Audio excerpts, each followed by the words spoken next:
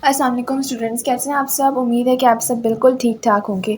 अच्छा, तो बच्चों हमारा जो आज का चैप्टर है वो मोशन है और motion in 2 dimension and motion in 1 dimension दोनों को मैं कंबाइनली आपको जो वो पढ़ाऊँगी, ठीक है। तो इसका लेक्चर नंबर 1 है physics first year chapter number 3। ये मैं आपको एप्टीट्यूड के हवाले से पढ़ा रही हूँ। जो भी एमडी-कैट या फिर इंजीनियरिंग मेडिकल यूनिवर्सिटी का टेस्ट देना चाह रहे हैं तो वो इस लेक्चर को अटेंड कर सकते हैं। और अगर आपको जो है वो पूरे लेक्चर्स चाहिए, यानी कि आपको टोटल पूरा सेशन चाहिए हमारा एमडी-कैट 2024 का, तो उसके लिए आपको ये नीचे जो गिवन नंबर चल रहा है इस पर आप कॉन्टैक्ट कर सकते हैं। बहुत ही ज़्यादा मिनिमम फ़ीस में आपके साथ जो है वो कोऑपरेट किया जाएगा और जो है आपको प्रोवाइड किया जाएगा पूरा सेशन, जिसमें हमारे पास तकरीबन 50 जो है वो टेस्ट होते हैं और हर वीक हमारे पास जो 50 एमसीक्यूज़ टेस्ट होते हैं। और उसके बाद जब आपका सिलेबस कंप्लीट हो जाएगा तो उसके बाद हमारे पास जो है वो 39 प्रैक्टिस टेस्ट और 50 फुल लेंथ पेपर्स, यानी कि आपकी तैयारी जो है इंशाल्लाह ताला बहुत ज़्यादा अच्छी करवाई जाएगी, ठीक है। तो जो भी बच्चा कांटेक्ट करना चाहता है, नंबर नीचे चल रहा है, आप अपना सिटी का नाम, अपना प्रोविंस का नाम, इम्प्रूवर, फ्रेशर, ये सब लिखकर मुझे जो है वो मैसेज कर दें, तो मैं आपको जो हूँ वो फर्दर आपकी रजिस्ट्रेशन कर लूँगी, ठीक है। तो हमारा लेक्चर नंबर आज 1 है, तो चलें वीडियो की तरफ चलते हैं। Newton first law of motion. Motion जो हमारे पास फर्स्ट लॉ ऑफ मोशन है, मोशन के 3 लॉ हैं जो कि न्यूटन ने पेश किए हैं। First law of motion, second law of motion और थर्ड लॉ ऑफ मोशन। तो आज की इस वीडियो में मैं आपको थोड़ा सा सिर्फ ऊपर से एक तरीके से ओवरव्यू दे रही हूँ इन सब चीज़ों का जो जो न्यूटन्स के लॉ हैं मोशन के, ठीक है। तो हम पहले न्यूटन्स लॉ की बात करें तो न्यूटन्स लॉ ऑफ मोशन को लॉ ऑफ इनर्शिया भी कहा जाता है। अब फर्स्ट लॉ ऑफ मोशन में न्यूटन ने कहा क्या था? इसने कहा था कि an object at rest remain at rest and an object in motion remains in motion. यानी कि अगर कोई ऑब्जेक्ट रेस्ट पर है तो वो रेस्ट पर ही रहना चाहेगा, और अगर कोई ऑब्जेक्ट मोशन की पोजीशन पे है, मूव कर रहा है, तो वो यही चाहेगा कि वो मूव करता रहे, ठीक है। इसकी एग्जांपल अगर मैं आपको दूं तो फॉर एग्जांपल जैसे हमारे पास ये एक जो है वो इरेजर है, इसको मैंने रखा हुआ है, ठीक है। तो इस टाइम पर ये रेस्ट की पोजीशन पर है, तो according to Newton's first law of motion ये रेस्ट में ही रहना पसंद करेगी जब तक कि इसको कोई एक्सटर्नल फोर्स आके आगे या फिर पीछे ना कर दे, ठीक है। यानी कि an object at rest remain as rest until an external force applied it, ठीक है। इसी तरीके से अगर कोई चीज़ मोशन में है, फॉर एग्जांपल जैसे कि हमारे पास एक कार है जो कि चल रही है, ठीक है। वो कार इस वक्त किस में है? वो कार इस वक्त मोशन में है। तो वो कार जब तक मोशन की स्टेट में रहेगी, जब तक कोई भी एक्सटर्नल फोर्स उस पर एक्ट नहीं करेगी। अब एक्सटर्नल फोर्स XYZ कुछ भी हो सकता है। हो सकता है कि वो जो है कार मूव कर रही है और अचानक से उसको किसी भी वजह से ब्रेक लगानी पड़ गई है, जिसकी वजह से उस पर एक एक्सटर्नल फोर्स अप्लाइड हुई है, या फिर आगे कोई दूसरी कार आ गई है जिसमें जाके वो लग गई, जिसकी वजह से क्या हुआ है कि वो रुक तो गई है, लेकिन क्यों रुकी है? क्योंकि उस पर कोई एक्सटर्नल फोर्स अप्लाइड हुई है, ठीक है। यानी कोई उसको चीज़ और रोकेगी तो वो रुकेगी, वरना जो चीज़ मोशन में है वो मोशन में ही रहना पसंद करती है, जो चीज़ रेस्ट में है वो रेस्ट में ही रहना पसंद करती है, जब तक कि कोई एक्सटर्नल फोर्स उस पर अप्लाइड ना हो, ठीक है। ये तो था फर्स्ट लॉ ऑफ मोशन। अब हम बात करते हैं Newton second law of motion. Second law में न्यूटन ने क्या कहा है कि acceleration is inversely proportional to the mass of the body. यानी कि इस चीज़ को हम कैसे समझ सकते हैं कि एक्सेलरेशन जो होती है वो इन्वर्सली प्रोपोर्शनल होती है किसी भी बॉडी के मास के। यानी कि अगर हमारे पास एक गाड़ी है, अगर हमारे पास एक जो है वो फॉर एग्जांपल अगर हमारे पास एक लाइटर वेट कार है और एक जो है वो हैवियर वेट कार है, और हम बोल रहे हैं कि इसमें से किसकी एक्सेलरेशन ज़्यादा होगी, तो आप देखें कि जिसका मास कम होगा उसकी एक्सेलरेशन ज़्यादा होगी, जिसका मास ज़्यादा होगा उसकी एक्सेलरेशन कम होगी। ऐसा क्यों है? क्योंकि इसमें क्या है, इसमें जो है वो इन्वर्सली प्रोपोर्शनल का रेशो है, ठीक है। जैसे कि अगर हम बात करें कि हमारे पास जो कार एक फॉर एग्जांपल मैं आपको थोड़ा सा समझाऊं कि जैसे आप इसको इमेजिन करें कि ये हमारे पास एक कार है, ठीक है। ये जैसे फॉर एग्जांपल एक कार है और ये थोड़ी जो है वो हैवी कार है या ट्रक, आप इसको इमेजिन कर सकते हैं, और ये हमारे पास जो है वो दूसरी कार है। अब इसका मास कम है, इसका मास ज़्यादा है, ऑब्वियस सी बात है, ठीक है। अब आपसे पूछा जा रहा है क्वेश्चन में कि एक M1 है, एक M2 है, इसका मास फॉर एग्जांपल 3 kg है और इसका मास जो है फॉर एग्जांपल 6 kg है, तो कौन सी की एक्सेलरेशन ज़्यादा होगी, M1 की या M2 की? तो इट इज़ आपको पता होना चाहिए कि जो है एक्सेलरेशन किसकी ज़्यादा होगी, हमेशा उसकी जिसका जो है वो कम मास है, ठीक है, जिसका मास कम उसकी एक्सेलरेशन ज़्यादा, यानी कि इसकी एक्सेलरेशन ज़्यादा होगी। अगर आपसे पूछा जाए कि किसकी एक्सेलरेशन कम होगी, तो एक्सेलरेशन उसकी कम होगी जिसका मास ज़्यादा, जिसका मास कम उसकी एक्सेलरेशन ज़्यादा, ठीक है। ये एक इन्वर्सली प्रोपोर्शनल का रेशियो है, इसको आप समझ लें। अब हम दूसरी बात करते हैं कि acceleration is directly proportional to force. इसका क्या मतलब है? इसका मतलब ये है कि जिस बॉडी पे फोर्स ज़्यादा अप्लाई हो रही होगी वो ज़्यादा एक्सेलरेट करेगी, ठीक है।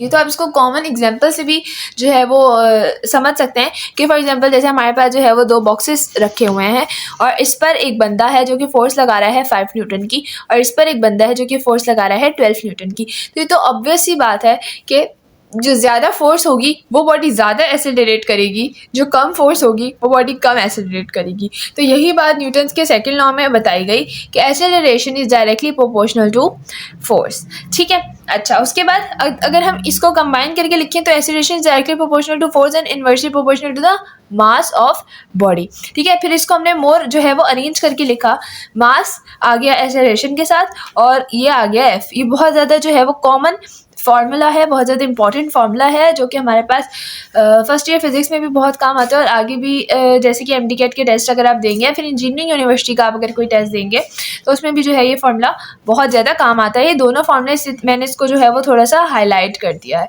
ठीक है। F is equals to ma, force बराबर होता है मास इंटू एक्सेलरेशन और फोर्स बराबर होता है किसके, rate in change of momentum के, ठीक है। ये दोनों फॉर्मूले आपने बहुत अच्छे से याद करने हैं। फोर्स बराबर होता है मास इंटू एक्सेलरेशन और फोर्स बराबर होता है rate in change of momentum. अच्छा, एक और चीज़ जो कि कन्वर्जन की चीज़ है जो आपने याद रखनी है, 1 न्यूटन किसके बराबर होता है? न्यूटन किसका यूनिट है? फोर्स का यूनिट है, ठीक है ना। तो न्यूटन किसके बराबर है? 1 kg metre per second square, ठीक है। इसको आपने जो है वो अपने जहन में रखना है।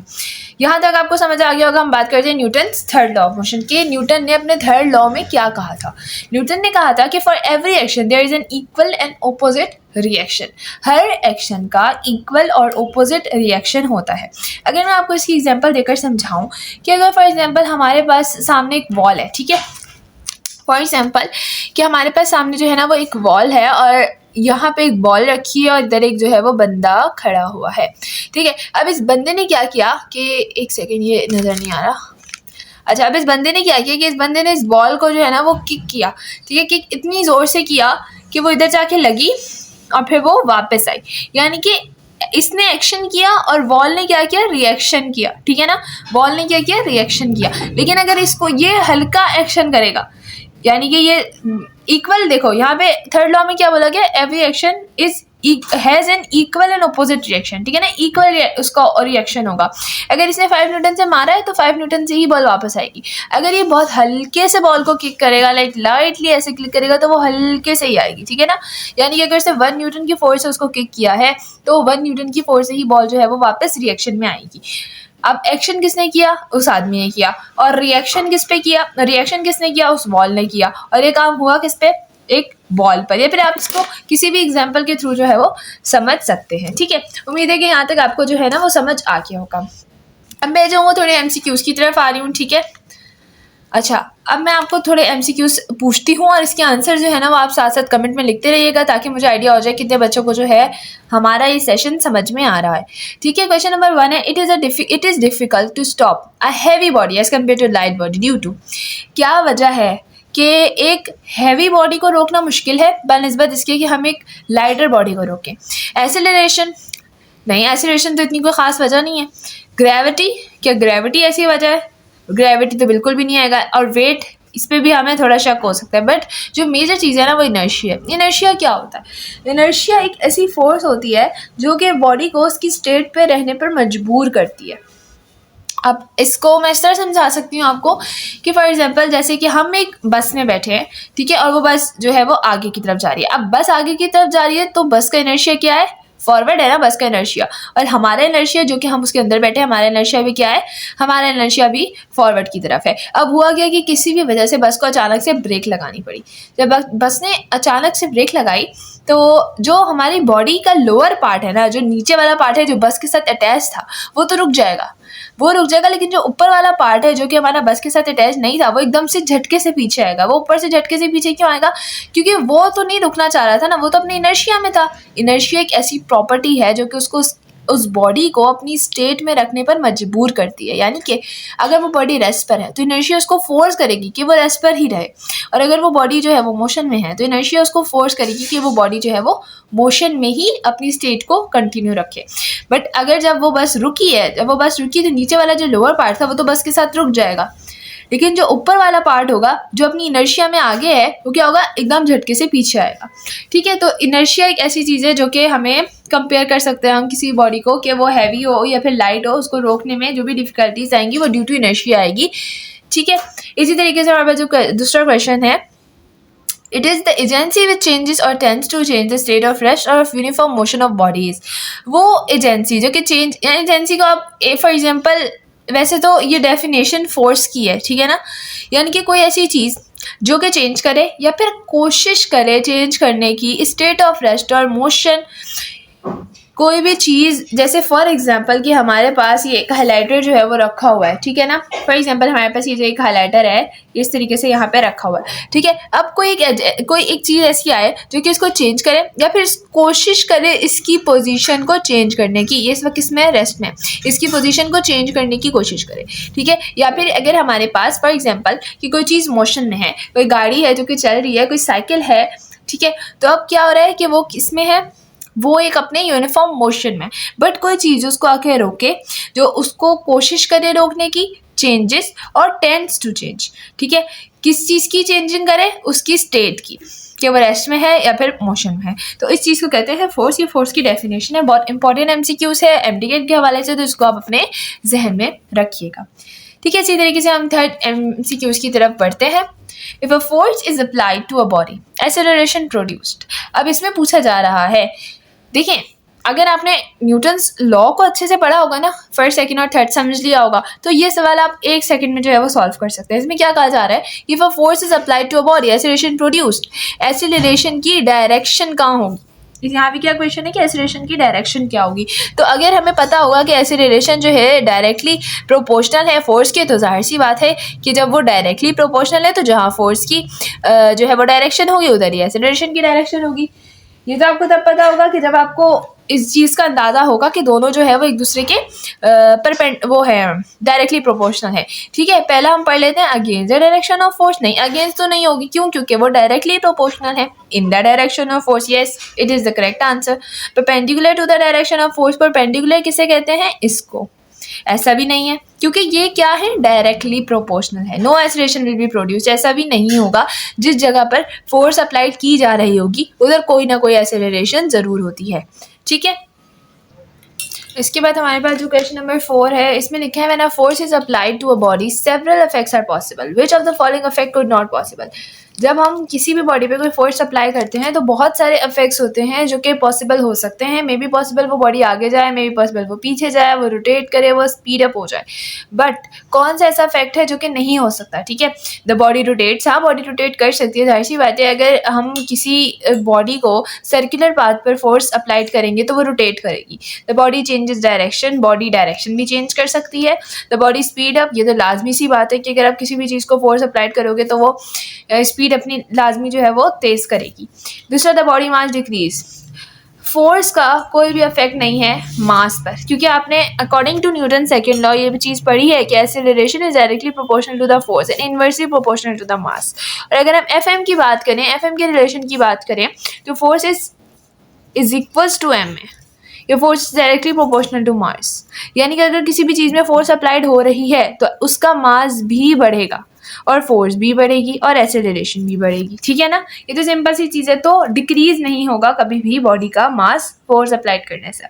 ठीक है, इसी तरीके से क्वेश्चन नंबर 5 है, इसको भी हम देख लेते हैं। इसमें हमारे पास लिखा है कि when a horse pull a cart, the force that causes the horse to move forward is the force. यानी कि जब कोई भी घोड़े को कोई भी कार्ट यानी कि कोई भी जो घोड़ा गाड़ी जो होती है जब उसको पुल करता है घोड़ा उस कार्ट को जो उसके पीछे लगी हुई होती है, that causes the horse to move forward is the force. वो कौन सी फोर्स होती है जो कि हॉर्स को मजबूर करती है आगे जाने पर। The cart exerts on the force, वो फोर्स जो कि एक पीछे वाला उसको मतलब कि जो उसके पीछे जो लकड़ी का लगा होता है वो उसको एग्जर्ट करता है हॉर्स पर, the horse exerts on cart. या फिर वो फोर्स जो कि हॉर्स कार्ट पे एग्जर्ट कर रहा है वही उसे आगे जाने पे फॉरवर्ड कर रही है। या फिर the horse exerts on the ground, ground पर जो वो कर रहा है, या the ground exerts on the horse. तो इसका जो करेक्ट ऑप्शन है वो ऑप्शन नंबर डी है, the ground exerts on the horse. How, देखिए हर एक्शन का कोई ना कोई इक्वल एंड अपोजिट रिएक्शन होता है।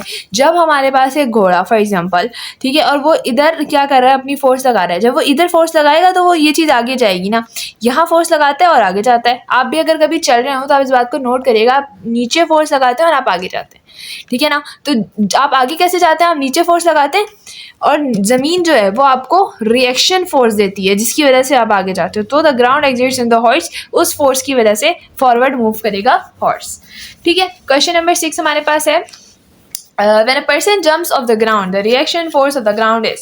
जब कोई भी इंसान जंप करता है ग्राउंड पे से तो वो रिएक्शन फोर्स जो कि ग्राउंड के पास थी या फिर reaction force of the ground क्या होगी, greater the weight of the person, smaller the weight of the person, equal to the weight of the person, या जीरो। तो ये बात बिल्कुल जो है वो करेक्ट है कि ग्रेटर होगी वेट ऑफ द पर्सन की, ठीक है। अब इसकी तरीके से हमारे पास क्वेश्चन MCQ नंबर 7 है, इसको देख लेते हैं। इसमें हमारे पास लिखा है कि motion of rocket in space example of, एक रॉकेट है जो कि स्पेस में उड़ रहा है, उसके मोशन की एग्जाम्पल हमारे पास क्या है, first law of motion, second law of motion, third law of motion, या law of gravitation. First law में क्या था, जो चीज़ रेस्ट में है वो रेस्ट में रहेगी, जो मोशन में है वो मोशन में रहेगी, तो इससे तो इसको कोई फर्क नहीं है रॉकेट को। सेकंड लॉ ऑफ मोशन में सिर्फ इतनी बात थी, एक्सीलरेशन डायरेक्टली प्रोपोर्शनल होता है फोर्स के इन्वर्सली होता है मास। और थर्ड में ये बात थी कि कोई चीज़, अगर कोई भी बॉडी जो है किसी चीज़ पर एक्शन कर रही है तो उस पर उसका इक्वल और अपोजिट रिएक्शन होगा। तो ये बात हम इसको कर सकते हैं, इसको हम जो है वो समझ सकते हैं कि रॉकेट जो है वो नीचे एक फोर्स अप्लाई कर रहा होता है और जिसकी वजह से वो ऊपर जा रहा होता है, ठीक है। तो third law of motion is the correct answer. इसी तरीके से हमारे पास क्वेश्चन नंबर 8 है, passenger should not stand in a moving बस बिकॉज। जो पैसेंजर्स होते हैं वो एक मूविंग बस में स्टैंड नहीं कर सकते। क्यों नहीं स्टैंड कर सकते? बस में नॉट मूव फास्ट, क्या उनकी वजह से बस स्लो चलना शुरू हो जाएगी? नहीं, ऐसा नहीं है। बस में बिकम अनबैलेंस्ड, क्या वो खड़े होंगे तो बस अनबैलेंस हो जाएगी? ऐसा भी नहीं है। पैसेंजर में फॉल फॉरवर्ड एज बस सडनली स्टॉप, क्या जो पैसेंजर हैं वो अचानक से आगे की तरफ गिर सकते हैं अगर बस अचानक से स्टॉप हो, या फिर नन ऑफ दीज। तो इसका जो करेक्ट ऑप्शन है ऑप्शन नंबर सी है। क्यों? क्योंकि उनके पास कौन सी फोर्स होगी? जल्दी से सब आंसर करें साथ साथ। चाहे बेटे रिकॉर्डेड लेक्चर भी हो, आप लोग को चाहिए कि आप लोग जो है वो साथ साथ आंसर करें ताकि आपको लाइव वाला ही जो है वो फील हो कि हम लोग जो है वो एक क्लास में बैठे हैं और हम लेक्चर अटेंड कर रहे हैं, ताकि आपका जो माइंड है, आपकी जो एक्टिविटी है वो पॉजिटिव हो, ठीक है। अच्छा, पैसेंजर में फॉल फॉरवर्ड, क्यों? क्या वो वजह है जिसकी वजह से पैसेंजर फॉरवर्ड मूव करेंगे? It is inertia. इनर्शिया एक ऐसी फोर्स है, इनर्शिया एक ऐसी फोर्स है जो कि पैसेंजर को आगे फॉरवर्ड फॉल करने में अपना किरदार अदा करेगी। क्यों? क्योंकि इनर्शिया, आप देखो, अगर कोई बस, मैंने आपको ये चीज़ पहले भी समझाई है कि फॉर एग्जांपल बस मूव कर रही है, ठीक है, पैसेंजर उसके अंदर खड़े हुए हैं, ठीक है, बस मूव कर रही है और पैसेंजर जो है वो उसके अंदर, जैसे ये बस है और पैसेंजर जो है इनके ऊपर खड़े हुए हैं। अब बस की जो हमारे पास फोर्स है, जो बस की हमारे पास फोर्स है, यानी कि उसकी जो एक्सेलरेशन है वो किधर है? वो इस साइड पर है, ठीक है, और हमारी बंदे की जो एक्सेलरेशन है वो किधर है? वो भी साइड पे है। लेकिन जब बस ने अचानक से ब्रेक लगाई तो उसकी एक्सेलरेशन क्या हुई? ख़त्म हो गई। हमारे जो लोअर बॉडी का पार्ट है जो कि बस के साथ अटैच है, उसका क्या होगा? उसकी एक्सेलरेशन भी ख़त्म हो जाएगी। लेकिन जो ऊपर वाला पार्ट है जो कि बस के साथ अटैच नहीं है लेकिन वो भी इसी एक्सेलरेशन में मूव कर रहा था, वो एकदम झटके से आगे जाएगा, सही है, क्योंकि नीचे वाला पार्ट क्या हो जाएगा? वो रुक जाएगा। इसी तरीके से हम ये देखते हैं, force of 12 Newton gives an object an acceleration of 4 meter per second. The force required to give it acceleration of 10 meter per second is। इसमें बोला जा रहा है कि एक फोर्स है जो कि 12 न्यूटन एक ऑब्जेक्ट पर एक्सेलरेशन लगा रही है 4 मीटर पर सेकेंड फोर्स है, ठीक है, ये एक्सेलरेशन की वैल्यू है, ये फोर्स है। The force required to give it an acceleration of 10 metre per second, कितनी फोर्स रिक्वायर्ड होगी कि उसको एक्सेलरेशन दे सके? कितनी? 10 मीटर पर सेकेंड की। तो अगर हम सिर्फ इस चीज़ को देखें कि ये हमारे पास 4 मीटर है और उसमें हमें कितना मिल रहा है? 12, ये हमारे पास क्या है? 10 है, ये हमारे पास क्या है? 10 है। तो अगर हम इसको सिर्फ अपने दिमाग में सॉल्व करने की कोशिश करें कि ये हमारे पास अगर 4 न्यूटन है जो कि हमें 12 दे रही है, ठीक है, ये हम एक हिसाब से लिख लेते हैं, 12 न्यूटन है जो कि हमें 4 दे रही है, और हमारे पास ये 10 है, यानी कि इसके डबल से थोड़ा सा ज़्यादा है, इसके डबल से थोड़ा सा ज़्यादा है। अगर हम 12 को डबल करेंगे तो वो 24 होगा, और इससे थोड़ा सा ज़्यादा हमारे पास क्या होगा, 25। अब हमारे पास जो है वो इस वीडियो का जो है वो लास्ट क्वेश्चन है, वो आपके साथ शेयर कर रही हूँ मैंने। Train stop suddenly, the passenger in the train feels a jerk in the forward direction, this is because.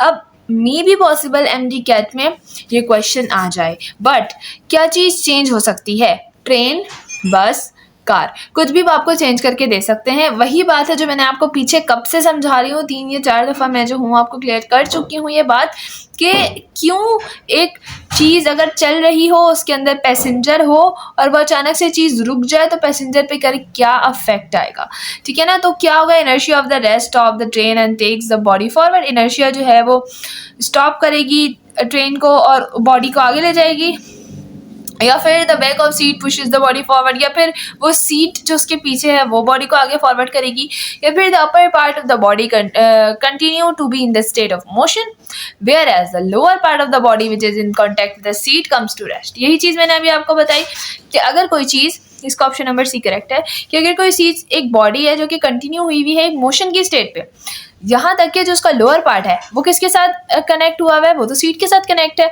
वो रेस्ट में आ जाएगा। क्यों? क्योंकि सीट जो है वो बस के साथ कनेक्ट है, लेकिन जो अपर पार्ट है वो तो मोशन में ही रहेगा, ठीक है। अगर आपको यहाँ तक ये लेक्चर समझ आ गया है तो ज़रूर मुझे कमेंट में इसका बताइएगा, ठीक है। और इसी तरीके से हमारा जो नेक्स्ट लेक्चर है, लेक्चर नंबर 2, और आगे इसकी सारी सीरीज़ चलती जाएगी, तो उसको जो है वो ज़रूर जाकर देखिएगा।